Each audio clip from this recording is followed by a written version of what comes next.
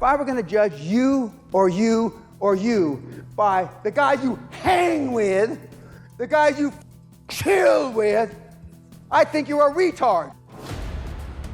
Bill Gates doesn't hang. Elon Musk doesn't hang. Warren Buffett doesn't chill. Henry Ford didn't chill. Steve Jobs, who I knew, didn't chill. I don't chill. Eagles fly alone. You hang out with monkeys, you become a circus. Most of you would be embarrassed to tell me who your 5 closest buddies are.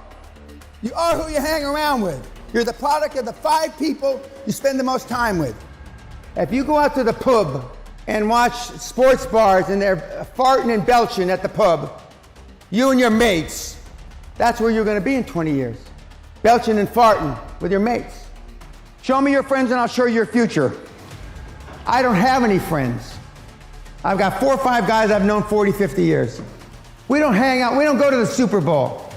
We don't go to the World Cup. And we certainly don't go for beers watching sports in sports bars. We don't have time. Time is money. We can get money back, but we can't get time back. You're running out of runway. I've never seen a part-time high-performance person, never. You equate making a lot of money with being high performance. That's not true.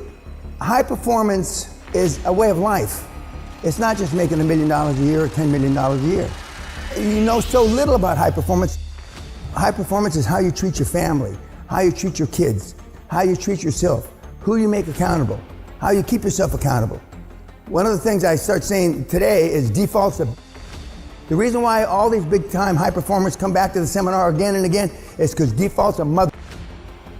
It's very lonely out there when you're the only one on the mother battlefield.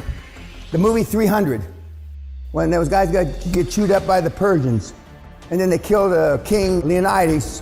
But you're Leonidas, you don't have those 300 guys behind you. It's just you. Nobody's gonna be there to help you. But that's not an excuse. It can't be an excuse, because as a high performance person, it is lonely at the top. When you're the founder, the chairman, and or the CEO, or one of those titles, and you've taken one of these ideas, it will still be lonely. Self-esteem is the basis of all high performance. Self-esteem is built the first 7 years of life. You either have it or you don't. So what happens after you're 7? What the happened? Who are you around the first 7 years of life? Mommy, mostly. Sometimes daddy. Sometimes an older brother or a sister. And maybe a grandparent, right?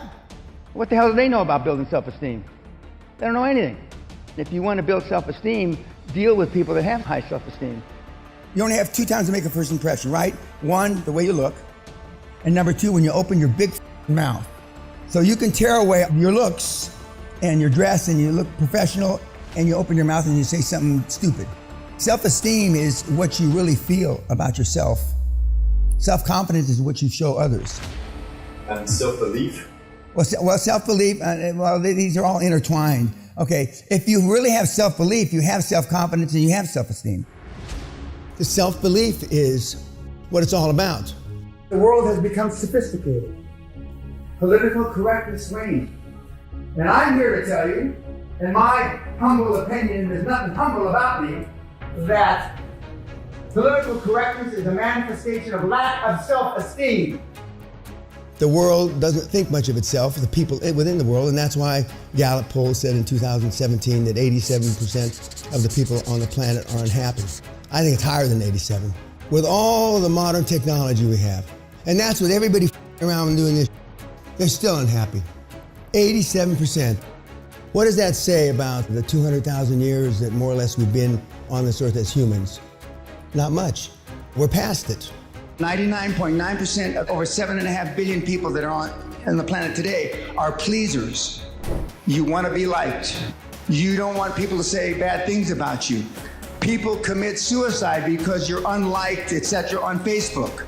If you want to be liked in life, you're going to have a hard time. You've been good to everybody in your life. You give them presents, you write them birthday cards and all this, right? How has it gotten you? How's your program worked out? It hasn't. You're still dirt poor. Or close to it. I've done none of the above. You're pleasers. Henry Ford, the first, a pleaser, no. Elon Musk, no. Bill Gates, no. Warren Buffett, I can go down the list. They all had one characteristic. They didn't care what you thought of them. You care about what people say about you. You care about what people think about you. What if you could accomplish in the world today if you weren't afraid of what people thought of you, said about you, whispered about you? What could you accomplish? A lot more than you've accomplished today. A lot more. Life expands and contracts with courage. When was the last courage type thing that you did in your lifetime? When was the last time you exhibited some courage? Some of you have to go back a long, long way. Some of you never. There are people in this audience that have never been spanked, never had a harsh word said to them by their parents, never got in a fight on the school grounds. I can't believe that. And you wonder why you are the way you are. Now, I'm not saying that being a high-performance person is beating the out of everybody, but it doesn't hurt. You're afraid. You're afraid making a mistake. You're afraid of what everybody's going to think. You're afraid of looking stupid. And it's not what happens to us in life. It's how we react to what happens to us in life. That's the difference. But it's the action we take in spite of that fear that differentiates us. I got a D in public speaking in high school. I got an F in public speaking in university. F. But then I made over 200 speeches.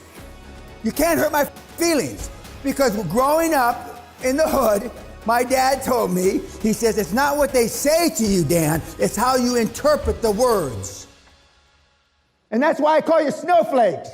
What's a snowflake? A snowflake is a kid, a guy or a gal, mostly guys that melt under pressure. In 1986, the average man's handshake pressure was 118 pounds, 30-year-old man. 2016, 96 pounds. Testosterone levels in sperm counts tested 50 years ago, and today they're producing 60 to 70% the amount of testosterone levels in sperm counts as they did. We're dying out. Why? My snowflake test. We have 95.4% of everybody, many thousands and tens of thousands that have taken the test are cowards. First question on the test, paraphrasing it, what would you do if somebody spit in your wife's face? And the answers range from, well, I try to ascertain what kind of day he was having. And if he had a bad day, I try to be understanding. Are you me? I'd be in prison for murder. I would beat the guy to death. Is that what we need today? Everybody? No, I'm not saying that's me, though. I'm a product of my father, the greatest generation, World War II vets, greatest generation, who saved the world. And now we have you, your generation. What happened? We've gone from the greatest generation to the worst generation. What the has your generation done? How have you saved the world? How have you enhanced anything? Why? Because kids are not programmed for success. Because your parents weren't successful. Kids don't do what parents tell them to do. They do what they see their parents do. I still work 60, 70 hours a week, and I don't even consider it working, and I haven't had to work in 35 years. There are times for wisdom, there are times for love, but there are times for strength, which supersedes all. It's easier to build strong children than repair broken men. Most of you have not attained material wealth because you've stayed in your comfort zone. Every family has an aunt, an uncle, a grandfather that went out and lost a family fortune, right? Uncle Harry, crazy Harry, he lost 20,000, 50,000, a million, whatever the number is. Well, that resonates in you, in your little pea brain. And then you hear another one. Your roommate in college, he's got an Uncle Harry.